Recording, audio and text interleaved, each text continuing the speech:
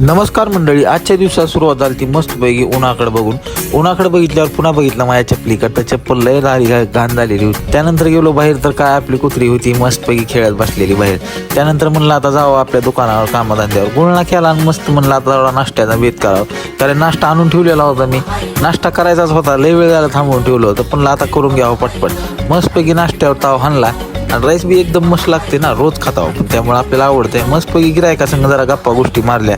काही मित्र कंपनी आलेली होती. त्यानंतर गेलो कटिंग करायला.